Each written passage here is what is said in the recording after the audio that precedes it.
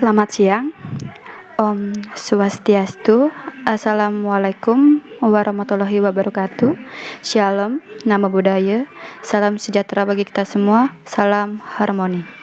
Kami dari kelompok 6 akan mempresentasikan materi sistem informasi manajemen tentang dasar-dasar intelijen bisnis, database, dan manajemen informasi. Sebelum lanjut materi, izinkan saya untuk memperkenalkan anggota kelompok kami. Yang pertama ada Putu Giano Artanaya dengan NIM 2017051098.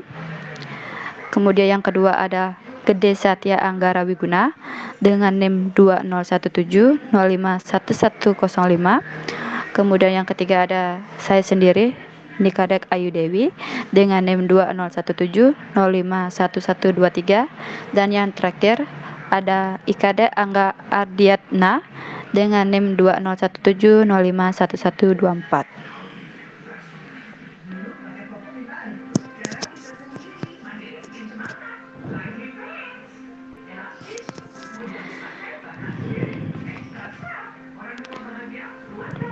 Baik, di sini kami akan membahas materi, yaitu yang pertama ada mengorganisasikan data dalam lingkungan file tradisional.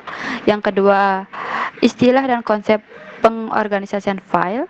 Kemudian ada masalah lingkungan data tradisional dan pendekatan database. Kemudian yang keempat ada kapabilitas manajemen database dan merancang database. Kemudian yang kelima ada pemanfaatan database, dan yang terakhir ada mengelola sumber data. Baik, untuk materi yang pertama akan dibawakan oleh saya sendiri, yaitu mengorganisasikan data dalam lingkungan file tradisional. Sistem informasi yang efektif menyediakan pengguna informasi yang akurat, tepat waktu, dan relevan bagi penggunanya. Informasi yang akurat tidak memiliki kesalahan. Juga informasi dikomunikasikan dengan tepat waktu, maka dapat dipakai sebagai pengambilan keputusan sesuai keperluan pengguna.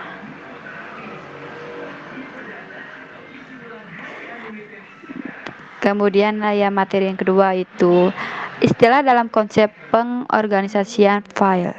Konsep ini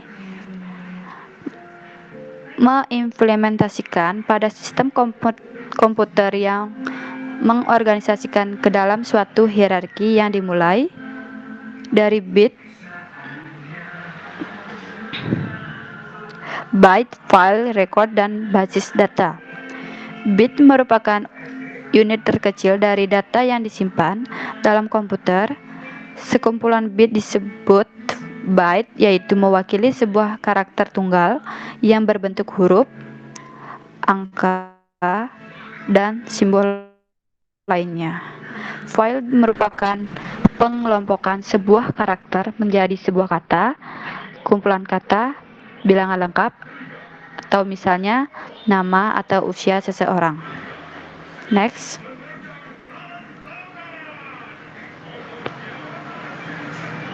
Baik, untuk materi selanjutnya akan dibawakan oleh rekan saya. Silakan. Baik, sini saya akan melanjutkan presentasinya. Lalu, yaitu materi yang ketiga, masalah lingkungan data tradisional. Yang pertama, yaitu redundansi dan inkonsistensi data. Redundansi data adalah kehadiran data ganda pada beberapa file data yang tersimpan di beberapa tempat atau lokasi. Redundansi data terjadi ketika kelompok-kelompok yang berada dalam sebuah organisasi secara independen mengumpulkan data yang sama dan menyimpannya masing-masing. Lalu yang kedua ada ketergantungan program data.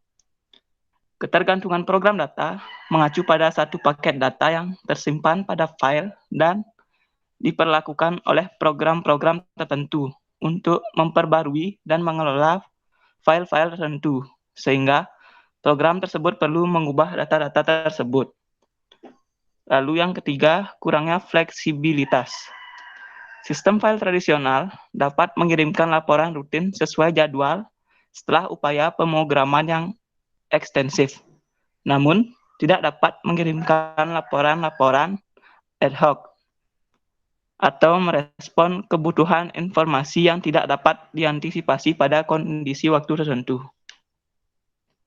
Yang keempat, sistem keamanan yang buruk. Karena longgarnya pengendalian atau pengelolaan terhadap data, akses dan penyebaran informasi menjadi tidak terkendali. Manajemen mungkin tidak memiliki cara untuk mengetahui siapa yang mengakses ataupun mengubah data organisasi. Lalu yang kelima, kurangnya ketersediaan dan pendistribusian data. Karena bagian-bagian informasi yang terdapat pada file-file yang berbeda dan bagian-bagian organisasi tidak dapat dihubungkan satu sama lain. Jelas adalah tidak mungkin untuk mendistribusikan dan mengakses informasi pada waktu bersamaan. Next.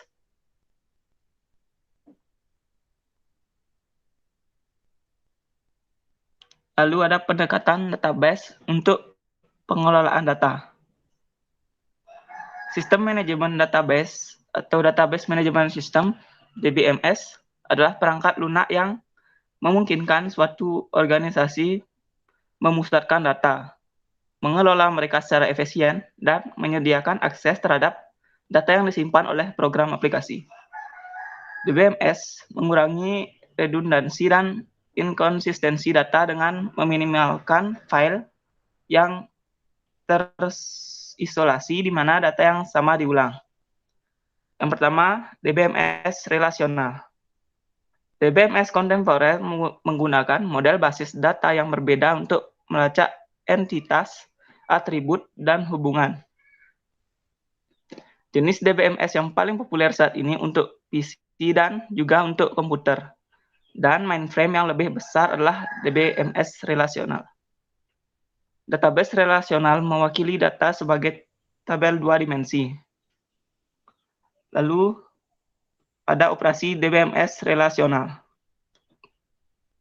Tabel database relasional dapat dikombinasikan dengan mudah untuk mengirimkan data yang diperlukan pengguna yang disediakan oleh dua tabel yang saling berbagi elemen data. Dalam database relasional ada 3 operasi dasar yang digunakan untuk mengembangkan serangkaian data yang sangat berguna, yaitu search, join, dan project. Lalu ada database non-relasional dan database pada sistem cloud computing. Sistem manajemen database non-relasional menggunakan mode data yang lebih fleksibel dan dirancang untuk mengelola data berukuran besar yang didistribusikan pada banyak perangkat.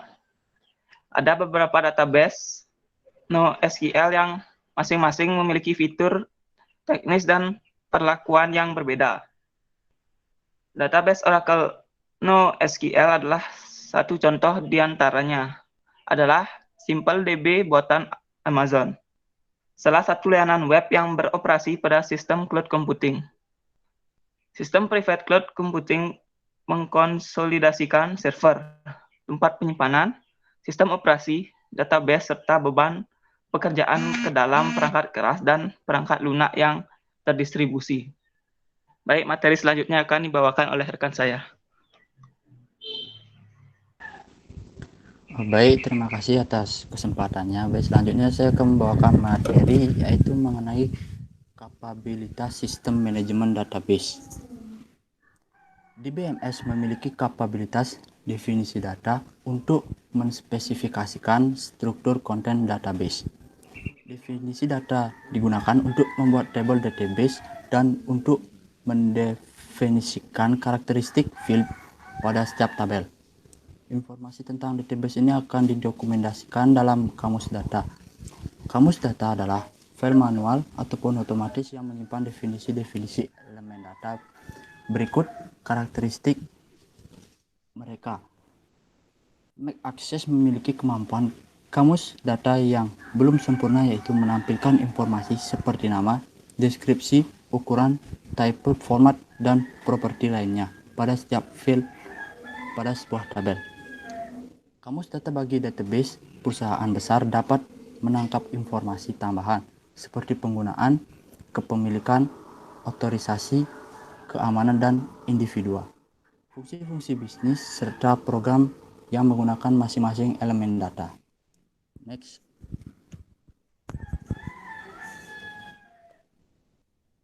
B yang selanjutnya yaitu merancang database. Dalam merancang database harus memahami hubungan antar data, jenis data yang dikelola database, bagaimana data tersebut digunakan. Database memerlukan rancangan, konsep maupun fisik. Rancangan logis dari suatu database adalah model abstrak database dari perspektif organisasi bisnis, di mana rancangan fisik menunjukkan bagaimana database dirancang lewat akses langsung perangkat penyimpanan. Normalisasi dan diagram relasi entitas. Rancangan konseptual database menggambarkan bagaimana elemen data pada database dikelompokkan. Untuk menggunakan model database rasional secara efektif, kelompok data yang rumit harus disederhanakan, dinamakan normalisasi. Sistem ini berupaya untuk menerapkan aturan terintegrasi yang menjamin hubungan antar tabel dan tetap konsisten. Perancang database dokumentasikan model datanya dengan sebuah diagram relasi entitas yang berhubungan relasi antar entitas pemasok, suku cadang, lini barang, dan pesanan. Kotaknya mewakili entitas, garis yang berhubungan tiap kotak mewakili hubungan. Garis yang menghubungkan dua entitas yang diakhiri dengan dua buah garis pendek menunjukkan hubungan tunggal.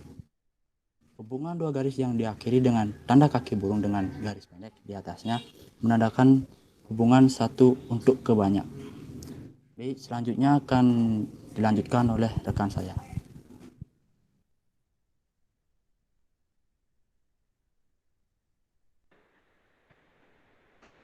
Baik, di sini saya akan melanjutkan materi.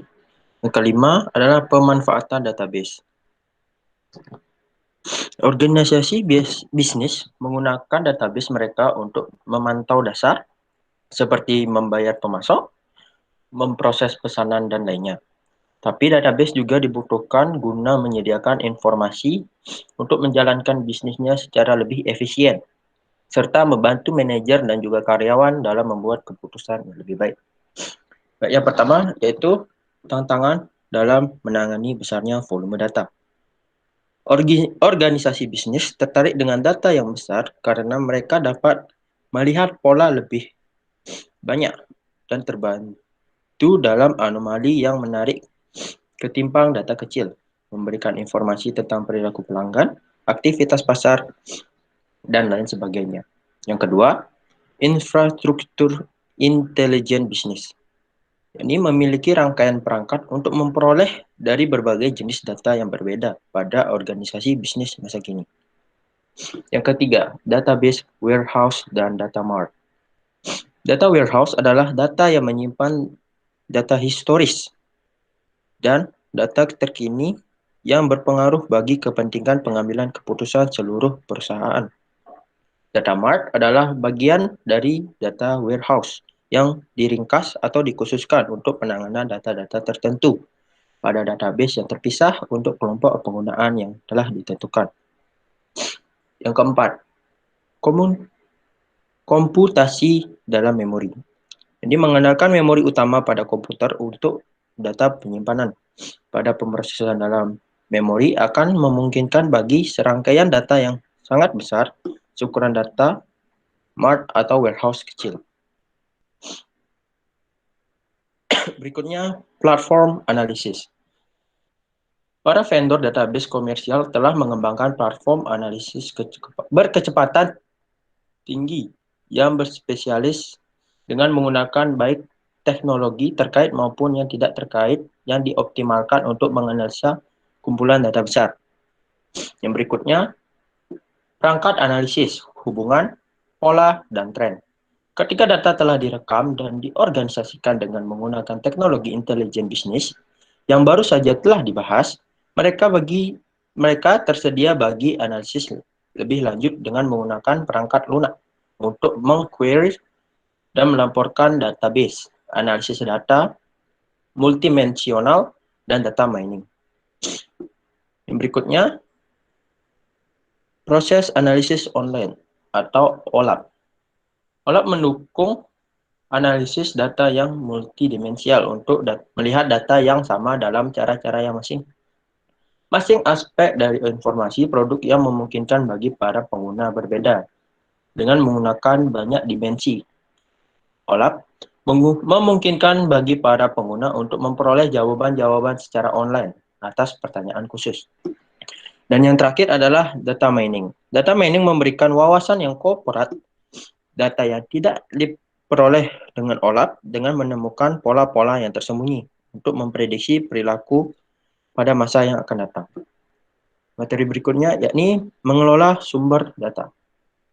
Agar dapat memastikan bahwa data bagi bisnis tetap akurat, dapat diandalkan dan siap tersedia bagi mereka yang memerlukan, maka bisnis memerlukan kebijakan dan prosedur khusus untuk manajemen data.